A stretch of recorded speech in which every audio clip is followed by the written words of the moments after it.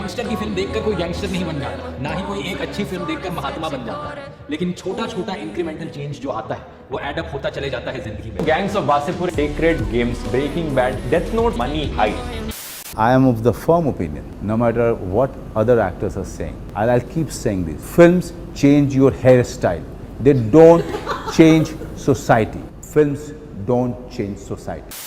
अगर 4 more shots और thank you for coming में जो दिखाया गया है वो टॉक्सिक है, तो एनिमल में जो दिखाया गया है वो भी टॉक्सिक है। हाय गाइस, मैं हूं शांतनु और साइंटिफिक रिसर्च और रीजनिंग की फील्ड में दो वर्ड्स बहुत कॉमनली यूज होते हैं। पहला वर्ड है चेरी पिकिंग, जो एक टॉप कैरेक्टरिस्टिक है एपिस्टेमोलॉजिकल डिनायलिज्म का। In simple words, cherry picking का मतलब है अगर एक बंदा एक नैरेटिव रचने की कोशिश कर रहा है और उसके पास अवेलेबल है अ pool of evidence and logics, तो वो उस पूल में से सिर्फ उसी लॉजिक या फिर उसी एविडेंस को पुल करके सामने रखेगा जो उसके नैरेटिव को फॉस्टर करते हैं और बॉल्स्टर करते हैं, and at the same time he will ignore knowingly all the other evidence that goes against his narrative। और दूसरा वर्ड है कॉग्निटिव बायस, जिसका सिंपल सा मतलब यह है कि नोइंगली, जानते हुए रियल लाइफ लॉजिक और रैशनल जजमेंट से डिविएट हो जाना। अब इन दोनों वर्ड्स का मतलब जानना क्यों जरूरी है और क्यों ये दोनों वर्ड्स एक इंटेग्रल पार्ट हैं इस वीडियो के, वो आपको खुद ही क्लियर हो जाएगा जैसे जैसे मैं इस वीडियो में आगे बढ़ूंगा। और इस वीडियो को शुरू करने से पहले मैं दो चीजें बहुत साफ कर देना चाहता हूं। पहली ये कि मैं इस वीडियो में एनिमल में जो जो गलत चीजें दिखाई गई हैं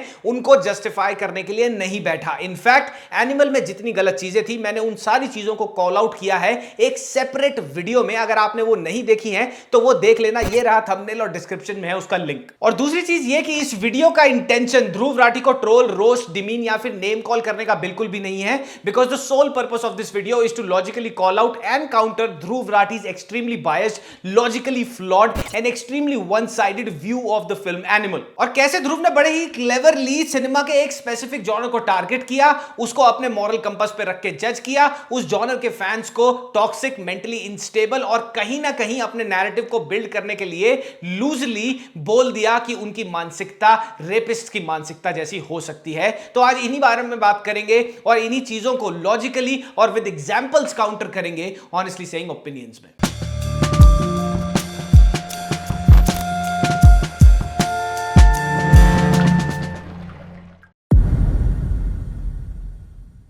अगर इसी सेंसिटिव कॉन्सेप्ट को कोई इनसेंसिटिव डायरेक्टर उठा ले, एक ऐसा डायरेक्टर जिसने रिग्रेसिव और माइसोजिनिस्टिक फिल्म बनाई है कबीर सिंह जैसी। अच्छा ध्रुव, अगर आपके हिसाब से एनिमल एक इनसेंसिटिव और मिसोजिनिस्टिक फिल्म है, तो गैंग्स ऑफ वासेपुर, जिसको आपने पेमेंट लेके नेटफ्लिक्स के साथ कोलैब करके एक कल्ट फिल्म बनाया था, Gangs of Wasipur एक मॉडर्न कल्ट क्लासिक मानी जाती है। हाँ, खून खराबा है, बहुत है, लेकिन थोड़ा ध्यान लगाओगे आप तो इस कथा की सारी खूबियां उभर के बाहर आ जाएंगी। क्या उस फिल्म में मिसोजिनी और औरतों का मिसट्रीटमेंट नहीं था? कोई अभी तक छुआ नहीं खा। क्या गैंग्स ऑफ वासेपुर के दोनों पार्ट्स में एनिमल से ज्यादा रॉ और अनफिल्टर्ड ब्लडशेड नहीं था? कि ब्लेड चमड़ी पे लगाओ तो खून निकलता है। क्या गैंग्स ऑफ वासेपुर अपने गोरी कंटेंट, आपके शब्दों में अपने गोरी और स्लैशर कंटेंट के चलते कतर और कुवैत जैसे देशों में बैन नहीं हुई थी? एनिमल के एक पोस्टर में रणबीर कपूर सिगरेट पी रहा होता है और आपके ओपिनियन के हिसाब से जो सिगरेट पीता है वो कैंसर को प्रमोट करता है, और रणबीर कपूर इस पोस्टर में कैंसर को प्रमोट कर रहा है। जब फिल्म का हीरो यहाँ पर कैंसर को प्रमोट करेगा स्मोक करते हुए, तो गैंग्स ऑफ वासेपुर में तो नवाजुद्दीन सिद्दीकी का कैरेक्टर दिन रात गांजे और चरस के नशे में चूर रहता था, तो क्या वो होलिस्टिक लिविंग प्रमोट कर रहा था वहां पर? हमको तो नहीं लगता वो कुछ भी कर सकता है, उसको गांजा से फुर्सत कहाँ। आपके वेल इन्फॉर्म्ड ओपिनियन के हिसाब से बाप बेटे के एक सेंसिटिव रिलेशनशिप को संदीप रेड्डी वांगा जैसे इनसेंसिटिव डायरेक्टर ने एक बहुत ही इनसेंसिटिव तरीके से पर्दे पर उतारा। तो गैंग्स ऑफ वासेपुर को प्रमोट करते हुए शायद आप ये बात जानबूझकर भूल गए होंगे, क्योंकि उस कोलैबोरेशन में नेटफ्लिक्स जैसा ब्रांड और जो नेटफ्लिक्स से पैसा आ रहा है वो इन्वॉल्व था, और वो बात ये थी कि गैंग्स ऑफ वासेपुर भी एनिमल की तरह ही एक बदले पे आधारित कहानी थी, जहां पे फैजल अपने बाप के खून का बदला लेता है। बाप का, दादा का, भाई का, सबका बदला लेकर सिर्फ फैजल। और उस पिक्चर में भी एक्सट्रीम इनसेंसिटिविटी दिखाई गई है। तो इस हिसाब से अगर संदीप रेड्डी वांगा एनिमल बनाने के लिए इनसेंसिटिव और मिसोजिनिस्ट हुए, तो अनुराग कश्यप तो उनसे भी ज्यादा और उनसे पहले इनसेंसिटिव और मिसोजिनिस्ट हुए। लेकिन उस प्रमोशनल वीडियो में आप अनुराग कश्यप की तारीफों के पुल बांधते नहीं रुक रहे।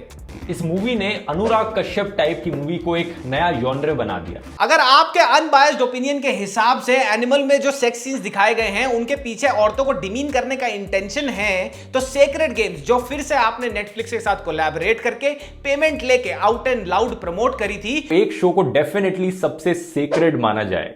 उस शो में तो शॉकिंग एनिमल सेक्स के सीन्स हैं। क्या चाहिए तुझको? फिर से क्या मारेगा मेरी आंख मार। आपके हिसाब से एनिमल में जो वायलेंस दिखाई गई है वो यूथ को इंसिन्यूएट करेगी वायलेंस करने के लिए, लेकिन सेक्रेड गेम्स को प्रमोट करते हुए आप फिर से भूल गए कि गाय तोंडे का बचपन वाला कैरेक्टर एक पत्थर से बड़ी ही बेरहमी से अपनी मां को और उसके लवर को सर कुचल के मार देता है। तो क्या वो वाला शॉट बच्चों में वायलेंस प्रमोट नहीं कराएगा?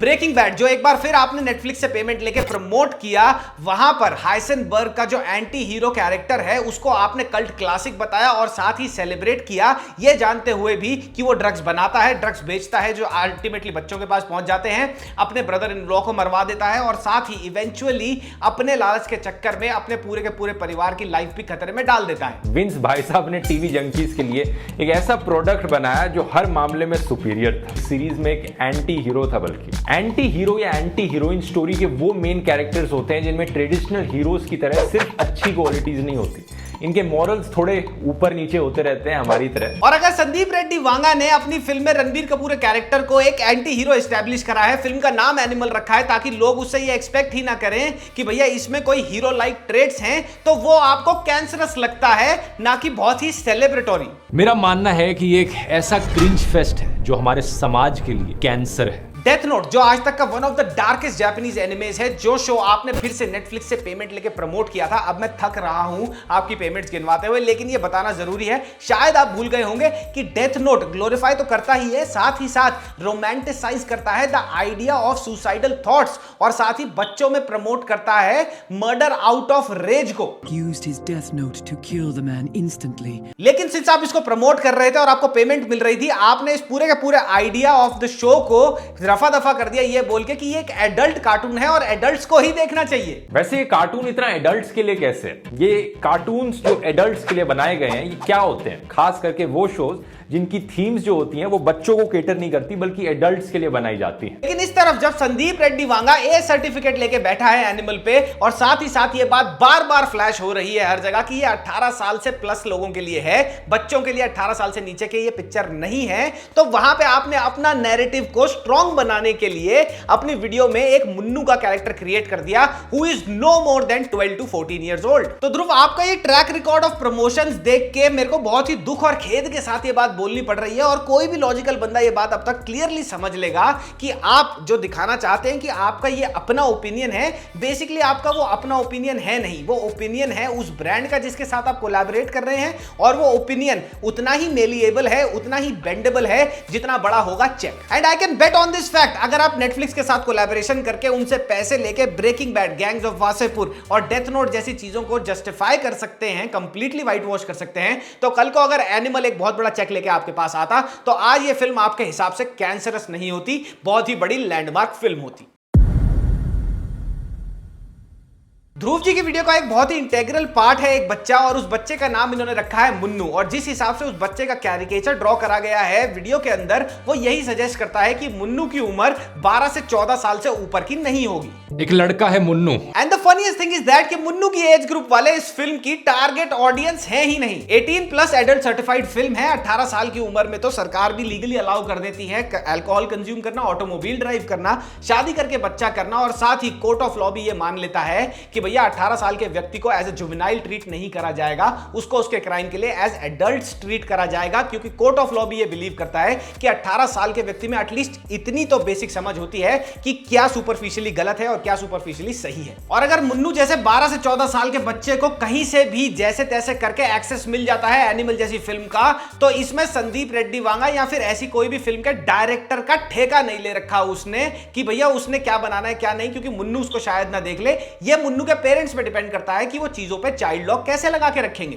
तो यहां पर अपना दिमाग लड़ाओ। ध्रुव ने अपना नैरेटिव अबव ऑल और राइट प्रूव करने के लिए मुन्नू के कैरेक्टर को जानबूझ के 12 से 14 साल का कैरिकेचर बनाया है, ना कि 18 साल का। क्योंकि अगर वो 18 से या 18 प्लस का बना देते मुन्नू को, तो यहां पे उनका पूरा का पूरा नैरेटिव चरमरा जाता, वीडियो आगे बढ़ती ही नहीं। क्योंकि वहां पे फिर लॉजिकल आर्ग्यूमेंट ये आ जाता कि यहां पे तो भैया 18 साल के आदमी की बात हो रही है, और एक 18 साल के बच्चे में एक 12 से 14 साल के मुन्नू से तो ज्यादा ही दिमाग होगा। और ध्रुव, मैं तुम्हारे से एक बहुत सिंपल सा क्वेश्चन करता हूं, और वो क्वेश्चन ये है कि कल को तुम एक ऐसे टॉपिक पे वीडियो बनाते हो, वॉर क्राइम पे या वॉर एट्रोसिटीज पे बनाते हो, जो मुन्नू जितने एज ग्रुप वाले बच्चों के लिए बहुत जारिंग हो सकता है, उनको नहीं देखना चाहिए, और फिर भी वो गलती से उनके पेरेंट्स की नेग्लिजेंस की वजह से YouTube पे तुम्हारी वीडियो देख लेते हैं, तो क्या तुम अपने आप को रिस्पॉन्सिबल मानोगे और ये कहोगे कि मुझे ये वीडियो ही नहीं बनानी चाहिए थी, या फिर ब्लेम करोगे उसके पेरेंट्स को कि आपको एक फिल्टर लगा के रखना चाहिए कि आपका बच्चा अभी अंडर एज है, उसको क्या देखना चाहिए और क्या नहीं। तो अपने नैरेटिव को जस्टिफाई करने के लिए और उसको बहुत अपीलिंग बनाने के लिए ध्रुव ने जो मुन्नू बनाया है वो रियल वर्ल्ड मुन्नू नहीं है, वो मुन्नू है ब्रेन चाइल्ड ध्रुव के कॉग्निटिव बायस का। और अगर ध्रुव जी के फ्लॉड लॉजिक के हिसाब से चले तो ध्रुव की खुद की प्रमोट करी गई फिल्में जैसे Gangs of Wasseypur, Breaking Bad, Death Note, इसमें एक्सट्रीम वायलेंस है, तो ये देख के तो मुन्नू जैसे बच्चे आज तक ड्रग्स बेच रहे होते, सेक्स कर रहे होते, या फिर लोगों को चाकू मारते फिर रहे होते। तभी तो मनोज वाजपेयी जी ने ये जो बात बोली है बड़ी ही पुख्ता बोली है। I am of the firm opinion, no matter what other actors are saying, I'll keep saying this. Films change your hairstyle. They don't change society. Films don't change society. आगे बढ़ते हैं, फिर ये आमिर खान की एक क्लिप ऐसी दिखा देते हैं जो अगर आमिर खान आज खुद देख लेना तो he will regret saying that. वो डायरेक्टर्स जो क्रिएटिवली इतने they are not so talented, you know, in creating a story. They depend heavily on violence. अब अगर ध्रुव जी को अपना फॉल्स नैरेटिव सेट करने से फुर्सत मिलती और थोड़ा सा भी ये दिमाग लड़ा के एनालाइज करते आमिर खान ने जो इस क्लिप में करा है, तो उनको ये बात समझ आ जाती कि आमिर खान की पिक्चर जो गजनी आई थी, जब वो आई थी अपने टाइम के लिए हिसाब से बहुत जबरदस्त वायलेंट फिल्म थी। वहां पे अग्रेशन को बहुत तरीके से ग्लोरीफाई किया गया था। वो पिक्चर मार्केट ही एग्रेशन और वायलेंस पे हुई थी। अब बहुत ही स्मार्टली 80% वीडियो में अपना नैरेटिव सेट करने के बाद last nail in the coffin Dhruv की वीडियो में होता है कि फैंस को बोलो टॉक्सिक। फैंस जिनको एक्शन और गोर जॉनर पसंद है, उनको कहीं ना कहीं लूजली कोई सेंस नहीं बनता जिस बात का कंपेयर करा गया है एक रेपिस्ट की मेंटालिटी से। सबसे ज्यादा टॉक्सिक फैंस ऐसी फिल्मों के ही होते हैं। और फिर से सिलेक्टिव होके ये चीज प्रूव करने के लिए कि एनिमल के फैन ज्यादातर सारे टॉक्सिक हैं, ये सुचरिता त्यागी के रिव्यू से, जहां पे उनको हेट आई होगी किसी कमेंट में, उसका स्क्रीनशॉट लगा के लगा देते हैं एक कमेंट का। फिल्म क्रिटिक सुचरिता त्यागी ने कहा कि यह फिल्म एंटरटेनिंग नहीं है, और इस फिल्म के फैंस ने जाकर उनकी ट्विटर पर उन्हें गालियां देनी शुरू कर दी। ध्रुव, एक बात बताओ मुझे, जो तुमने एक स्क्रीनशॉट के बेसिस पे एनिमल को जितने लोगों ने पसंद किया उन सबको टॉक्सिक बोल दिया, उन सबको मेंटली अनस्टेबल बोल दिया, अगर मैं कल अपनी कम्युनिटी पोस्ट से तुम्हारे सो कॉल्ड एजुकेटेड फैंस के स्क्रीनशॉट्स बैक टू बैक लगाऊंगा ना, तो कोई भी डिफरेंशिएट नहीं कर पाएगा कि वो तुम्हारे सो कॉल्ड एजुकेटेड फैंस हैं या एल्विश यादव के चप्पल छाप छपरी फैंस। बट अनलाइक यू, मैं वैसा नहीं करूंगा। मैं कुछ चुनिंदा स्क्रीनशॉट लगा के एक ऑडियंस को डिफाइन नहीं करूंगा, क्योंकि मुझे अच्छी तरह पता है कि अगर कुछ लोग अगेंस्ट है मेरे इस वीडियो को बनाने के लिए, तो बहुत सारे लोग उसके फॉर भी हैं और बहुत सारे लोग मिडिल ग्राउंड में भी रीच करते हैं। तो मैं हर किसी को सेम टैग नहीं लगा सकता। Then comes the cherry on the top in Dhruv's video, जहां पे वो कहते हैं अगर आपको गोर एक्शन पैक्ड फिल्म ज्यादा पसंद है तो आप सप्रेस्ड हैं, आपके साथ मेंटल इश्यूज हैं, आप कहीं ना कहीं बहुत ज्यादा एंग्शियस हैं और आप अपने आप में एक वायलेंट आदमी को देखते हैं। कुछ लोगों को इतना वायलेंस और खून खराबा देखना क्यों पसंद आता है?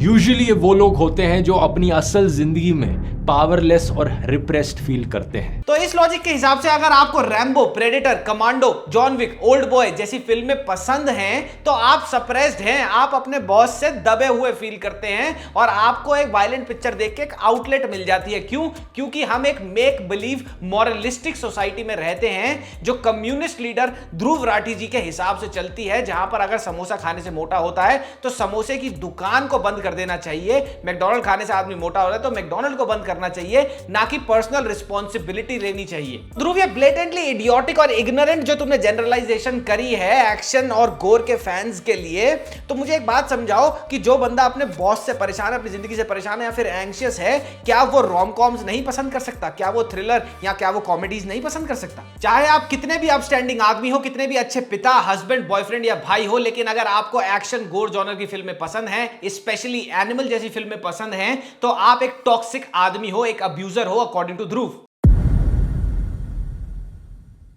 तो क्या एनिमल टॉक्सिक है? हाँ बिल्कुल है। अगर 4 more shots और थैंक यू फॉर कमिंग में जो दिखाया गया है वो टॉक्सिक है, तो एनिमल में जो दिखाया गया है वो भी टॉक्सिक है, और मैंने दोनों को इक्वल टेनेसिटी के साथ कॉल आउट भी किया है। बट यहां पे दो चीजें हैं। ध्रुव जैसे क्रिएटर्स जो सारे एविडेंस को इग्नोर करके जो उनकी नैरेटिव के अगेंस्ट है एक ऐसी वीडियो बनाते हैं और ये सिग्नल करते हैं कि हम ही सबसे बढ़िया हैं ओपिनियन देने में, हम ही सबसे अनबायस्ड हैं, ऐसे लोगों को तुम कभी भी नहीं देखोगे थैंक यू फॉर कमिंग या 4 more shots में, जहां पर फीमेल टॉक्सिसिटी फुल स्पीड पर दिखाई जाती है उन चीजों को कॉल आउट करते हुए। और दूसरी बात यह कि ध्रुव की एनिमल पे बनाई हुई वीडियो एक फॉल्स मोरलिस्टिक नैरेटिव क्रिएट करती है, जबकि in hindsight in the past the same man has promoted films and web series that are twice as much toxic as Animal is. और अगर ये पूरी की पूरी वीडियो देखने के बाद, हर चीज को लॉजिकली ब्रेक डाउन और काउंटर करने के बाद, एग्जांपल्स के साथ भी तुम्हारे को यहां पे एक फॉल्स नैरेटिव की क्रिएशन नहीं दिख रही, वर्च्यू सिग्नल की क्रिएशन नहीं दिख रही ध्रुव की वीडियो में, then the joke is on you. तो ध्रुव एक सिक्के की तरह हर पहलू के दो हिस्से होते हैं। तुम एक हिस्से की तरफ ब्लाइंड साइड हो जाते हो और दूसरे हिस्से को सही मान के, क्योंकि वो तुम्हें सही लगता है, उसको इतने जबरदस्त तरीके से मैनिपुलेटिव वे में पोर्ट्रे करते हो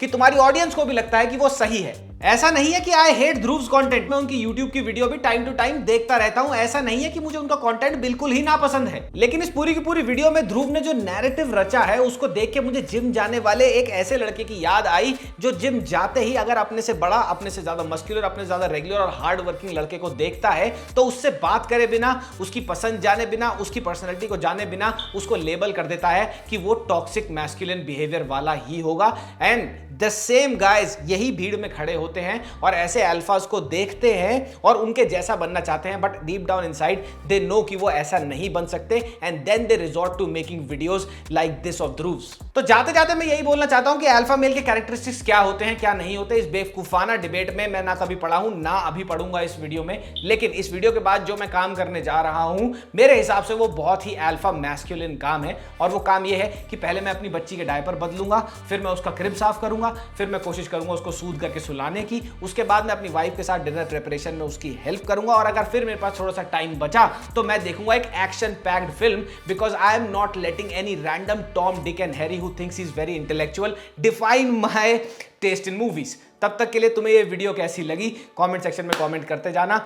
अब बवाल मचेगा कमेंट में, वो मुझे पता है, but it is what it is. I had to call it out, so I did. Love you, Mama Miyan, lasagna, puppy, bye bye.